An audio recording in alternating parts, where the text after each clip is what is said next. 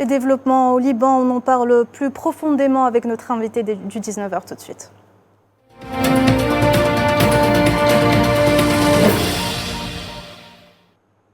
Nous rejoint ce soir Maître Eli Hatem, avocat et homme politique franco-libanais. Bonsoir. Bonsoir et merci de votre invitation. Avec plaisir. Alors Eli Hatem, nous assistons à une intensification des raids d'agression sionistes, une intensification jamais vue contre le Liban. Les bombardements sionistes touchent l'ensemble du territoire. On parle d'ailleurs de dizaines de martyrs en seulement 24 heures. C'est du jamais vu. Vers où va le Liban selon vous à ce rythme ? Bien écoutez, c'est très clair, c'est un projet, c'est le projet de l'entité sioniste de créer le Eretz Israël. Autrement dit, il veut détruire le Liban, occuper le sud, non pas simplement jusqu'au Litani, mais jusqu'au fleuve El Awali. Et cela est bien prouvé avec les exactions matérielles sur le terrain. En plus, avec une complicité de la part des États-Unis. Et tout à l'heure, j'ai entendu, vous étiez en train de parler de Amos Hochstein, de l'envoyé israélo-américain au Liban. Et on voit que les États-Unis n'envoient au Liban qu'un émissaire israélo-américain, donc qui n'est pas du tout objectif et qui n'est pas du tout impartial. Il prend position dans l'intérêt d'Israël. Il est en train d'immiscer dans les affaires libanaises, d'imposer des conditions qui sont celles de Benjamin Netanyahou et une sorte de capitulation du Liban dans l'intérêt d'Israël. Alors, le pire, c'est ce qu'on voit sur le terrain, c'est que cette guerre qui a commencé à Gaza s'est étendue au Liban et risque de s'étendre sur l'ensemble des pays de la région, parce que c'est Benjamin Netanyahou qui, quelques mois avant son offensive contre Gaza, avait la carte de ce nouveau Moyen-Orient qu'ils sont en train de travailler pour le réaliser et qu'ils ont échoué de le faire en 2006. Eli Hatem, vous me tendez la perche justement en parlant de la visite d'Amos Hochstein. Les États-Unis, un pyromane pompier, ils prétendent œuvrer pour le règlement de la situation au Liban, mais pourtant ils ne font rien, ils ne font qu'envoyer un émissaire. Quelle est votre analyse de ce geste de la part des États-Unis ? Alors, comme je vous le disais, tout d'abord, c'est un émissaire israélo-américain. Autrement dit, il a fait son service militaire en Israël et certains disent qu'il aurait été responsable de la prison de Khiam dans le sud du Liban où il torturait, plutôt dans cette prison, il y avait de la torture de Libanais, de résistants libanais à l'époque avant l'an 2000. L'intérêt donc des États-Unis n'est pas du tout celui du Liban, on le sait très bien. Les États-Unis protègent leur principal allié dans la région qui est l'entité sioniste. Ce n'est donc pas dans l'intérêt des États-Unis d'aboutir à un cessez-le-feu et de préserver l'indépendance, la souveraineté et l'intégrité territoriale du Liban.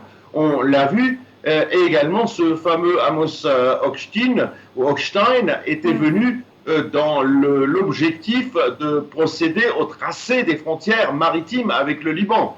Et dans ces négociations, la part était donnée pour Israël. Donc, il n'y a pas une impartialité dans ces négociations et dans ces démarches. Et c'est là ce qui reflète d'ailleurs l'absence d'impartialité de la part des États-Unis, ce qui prouve qu'il s'agit de la part de Washington une ingérence dans les affaires internes du Liban qui est condamnable et qui est contraire aux principes du droit international public. Autre point important, Eli Hatem, ce sont les déplacements. Les Libanais se retrouvent contraints à se déplacer sans trop savoir où aller finalement. L'ONU parle de plus d'1 million de Libanais déplacés. Donc après Raza, l'entité sioniste essaye de vider le Liban de ses habitants. Au vu et au su de tous, personne ne dit rien, personne ne fait rien, Eli Hatem. Bien entendu, malheureusement, les instances internationales, nous avons vu la réaction de la France et le bras de fer entre le président Macron et le premier ministre, si j'ose dire, de l'entité sioniste. Emmanuel Macron qui a fait quand même marche arrière juste après Eli Hatem. Excusez-moi. Emmanuel Macron qui a fait marche arrière juste après ses propos. C'est normal, en Occident, ce qu'on ne comprend pas, il y a une pression, il y a une sorte, je dirais, de terrorisme psychologique et intellectuel qui pèse sur la société occidentale. Donc, il y a une crainte, il y a une peur. Écoutez, il faut voir le discours du président Macron qui pesait ses mots après ce bras de fer avec Benjamin Netanyahou. Alors, ce qui est plus grave, ce n'est pas simplement en Occident. Il y a des pays arabes. Que font les pays arabes? Que font les Arabes pour protéger les Palestiniens, pour protéger les Libanais et le Liban? Nous allons vers une catastrophe. Et ce que nous craignons donc les réfugiés libanais sur leur propre territoire, parce qu'on parle de réfugiés libanais sur leur propre territoire, du sud du Liban, qui est en train de se vider, et un projet de déportation de Palestiniens, comme c'était le cas en 1947, en 1948 et en 1949, et puis en 1967, et créer un déséquilibre démographique au Liban qui ne peut plus accueillir des réfugiés compte tenu déjà des plus de 2 millions de réfugiés syriens sur le territoire libanais. Donc nous allons malheureusement vers une catastrophe. Nous sommes déjà un gaz abysse avec ces bombardements. C'est un gaz abysse finalement. C'est un gaz abysse, effectivement, quand vous voyez les bâtiments, la destruction donc des bâtiments dans la banlieue sud, dans des autres villes où il n'y a pas du tout des combattants de la part de la résistance libanaise. Je pense par exemple à un village à Riak, dans l'est du pays, où ils ont bombardé quand même un lieu de culte, une église, l'église Saint-Georges en l'occurrence, et le cimetière chrétien, comme s'ils sont en train de faire la guerre avec les morts de ce cimetière. C'est ce qu'avait déclaré le curé de cette paroisse. Et également, hier, à Deir el-Harmar, les gens craignaient également un bombardement de cette ville qui est quand même une ville ou un grand village, je dirais, chrétien. Aujourd'hui, même, il y a eu également un bombardement ou une opération contre un supermarché, également dans l'est du Liban. Alors, dans ce supermarché, il n'y a pas des armes, il n'y a pas de combattants, il n'y a que de civils, des citoyens qui sont... Oui, exactement, c'est des civils désarmés qui sont délibérément ciblés. Vous parliez tout à l'heure, Eli Hatem, des pays, de la non-réaction des pays arabes. Alors, le chef de la Ligue arabe, Ahmed Aboul Ghait, a été en visite de travail à Beyrouth, où il a déclaré, je cite, que la priorité pour la Ligue était de parvenir à un cessez-le-feu immédiat au Liban. Que pensez-vous de ces déclarations de Ahmed Aboul Ghait, Eli Hatem? Écoutez, ce sont des déclarations, ce sont des paroles. Il faut des gestes. Il faut faire des pressions, surtout que les pays arabes sont les pays qui sont les pays producteurs, les principaux producteurs de pétrole et de gaz.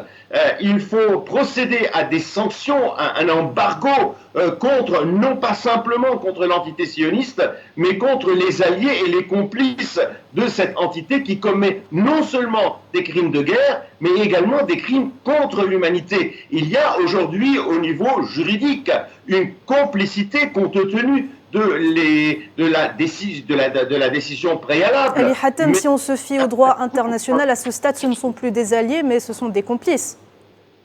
Ce sont des complices de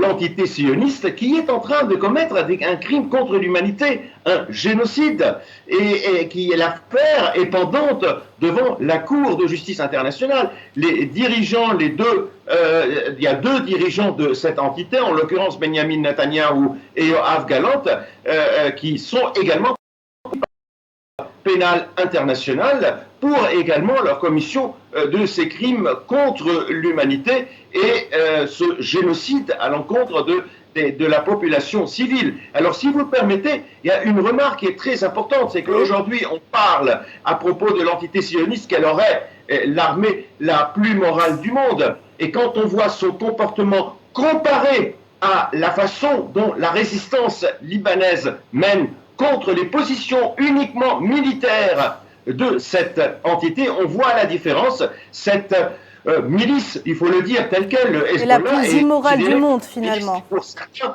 pays occidentaux considérés comme une milice terroriste, est en train d'agir, de lutter, de résister, mais en respectant les règles du droit de la guerre. Alors que cette armée qui, soi-disant, est une armée la plus morale du monde, est en train de commettre des massacres au Liban. Elle s'attaque aux civils libanais et non pas simplement aux positions militaires, comme le fait le Hezbollah à l'encontre des positions militaires de l'entité sioniste. Une armée immorale qui ne cesse aussi d'agresser la FINUL. Donc malgré les nombreuses condamnations et les mises en garde de la communauté internationale des Nations Unies, les forces sionistes continuent leurs agressions sur les casques bleus de l'ONU.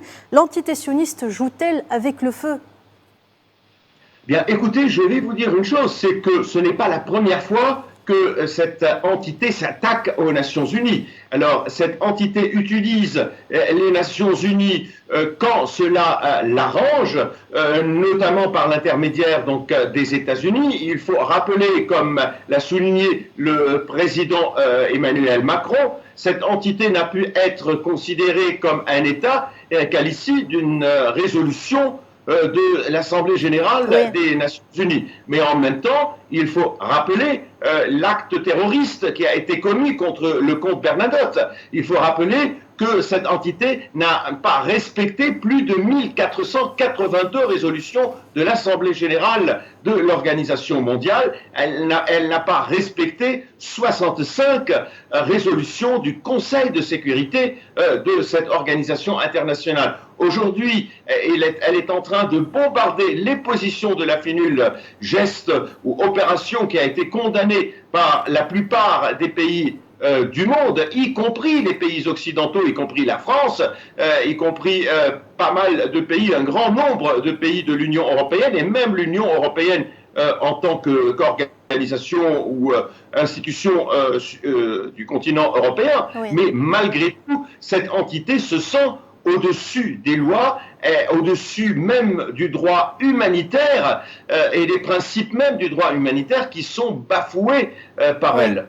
Donc ce qu'on peut retenir, maître Eli Hatem, de ce qui se passe depuis le 7 octobre dernier, c'est l'impunité dont jouit l'entité sioniste qui peut tout se permettre tant que les États-Unis sont là pour exercer leur veto.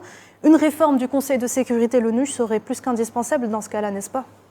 Absolument, et c'était en fait le vœu de Boutros-Ghali, l'ancien secrétaire général des Nations Unies, qui était mon mentor et qui voulait absolument changer la structure même des Nations Unies, les modalités, surtout ce droit de veto qui paralyse l'organisation internationale. Et comme vous l'avez dit, il y a aujourd'hui une paralysie et puis il y a ce sentiment de manfuchisme de la part de cette entité, de la part de Benyamin Netanyahou, qui ne soucie même pas de la population, de sa propre population, qui s'insurge contre lui. Et même les prisonniers de guerre, il ne fait aucun geste pour les libérer. Son objectif n'est pas du tout, comme il l'a annoncé le soir du 7 octobre, à partir, c'est-à-dire du 8 octobre, en menant ses opérations militaires pour les libérer. Son objectif